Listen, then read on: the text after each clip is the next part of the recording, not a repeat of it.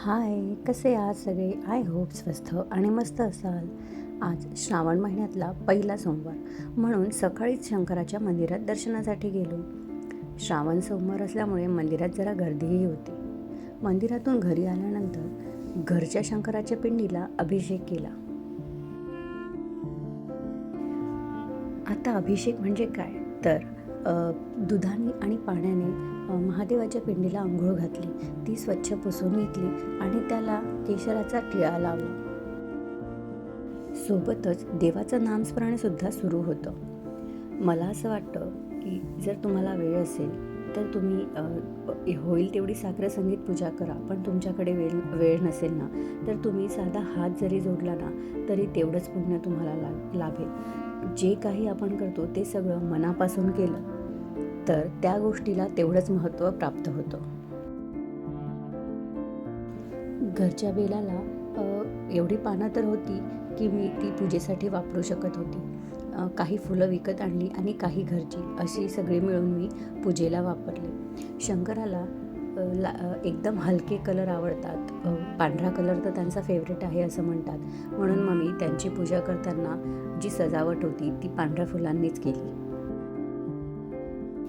आज शिवमूठ तांदळाची होती.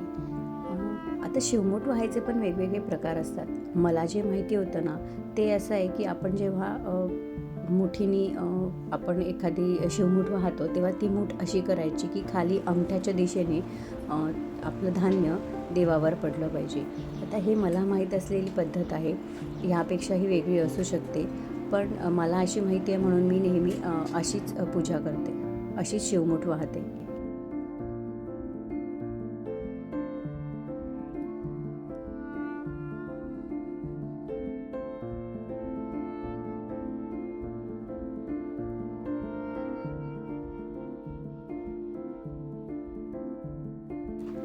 आज श्रावण सोमवारसोबतच नागपंचमीसुद्धा आहे.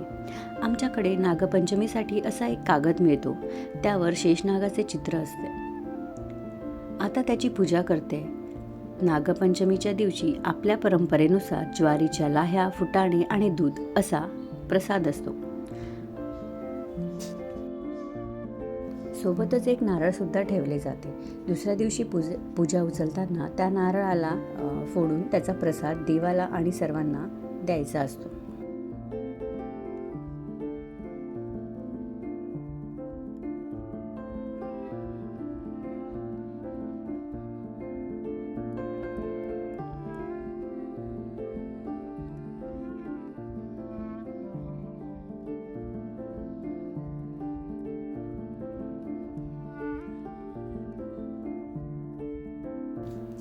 खरंच कोणताही सण असो किंवा एखादा धार्मिक दिवस असो, त्यानिमित्ताने घरात वेगळेच सकारात्मक आणि प्रसन्न वातावरण निर्माण होते. घरातील सगळी कामं करतानाही मनात उत्साह असतो आणि सणांचा आनंद एक काही वेगळाच असतो.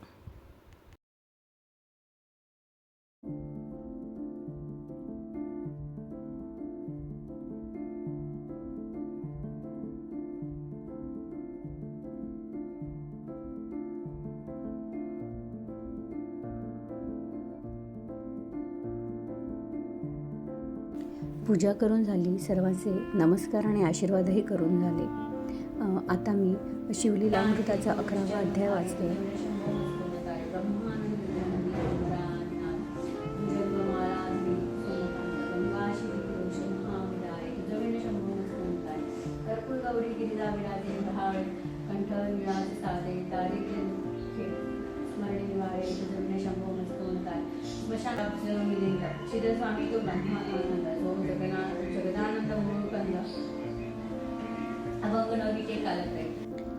आज आमचा उपवास असल्यामुळे उपवासासाठी भगर आणि ताक केले. आधी देवाला भगर दाखवली आणि मग आम्ही सुद्धा खाऊन घेतले.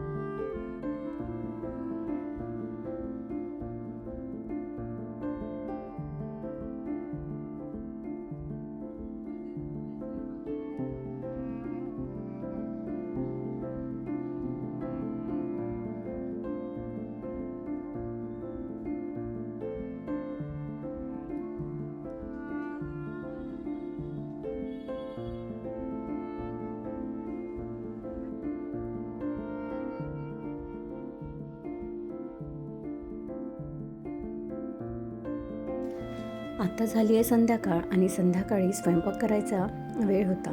पण आज नागपंचमी असल्यामुळे आपल्याला जसं माहितीच आहे की आपण चाकू वापरत नाही. बरेच जणांकडे ही प्रथा आहे, म्हणजे महाराष्ट्रात तरी, की आपण चाकू वापरत नाही, तवा वापरत नाही. तर मग मी काय केलं, आज सुकी बटाट्याची भाजी केली. आपल्याला बटाटे कुस्करून हाताने टाकता येतात आणि त्यानंतर पोळ्या न करता पुऱ्या केल्या. आपल्याला कढईमध्ये सुद्धा पोळ्या करता येतात, पण एक त्यानिमित्ताने आपण पुऱ्या करतो.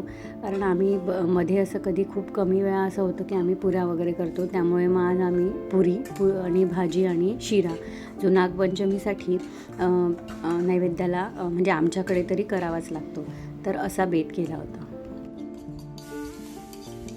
प्रसादाच्या शिऱ्यामध्ये जेव्हा आपण हे असं पिकलेलं केळ घालतो ना, खरंच त्याने स्वाद इतका अप्रतिम होतो ना.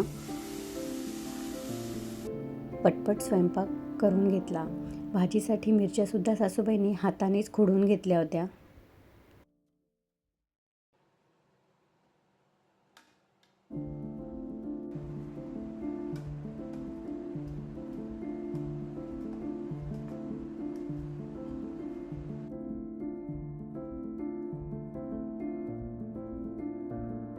नागपंचमीला आमच्याकडे कढीसुद्धा कंपल्सरी करावी लागते आणि त्यासोबतच भजीसुद्धा असतात.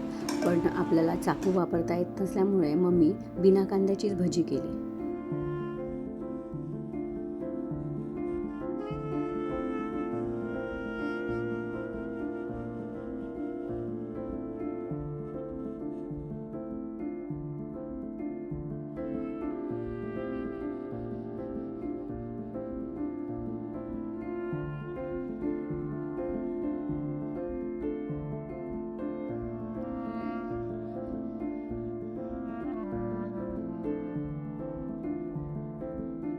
देवाला नैवेद्य दाखवला आणि मग आम्हीसुद्धा जेवण करून घेतलं.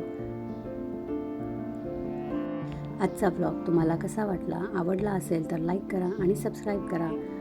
भेटूया नेक्स्ट ब्लॉगमध्ये. See you.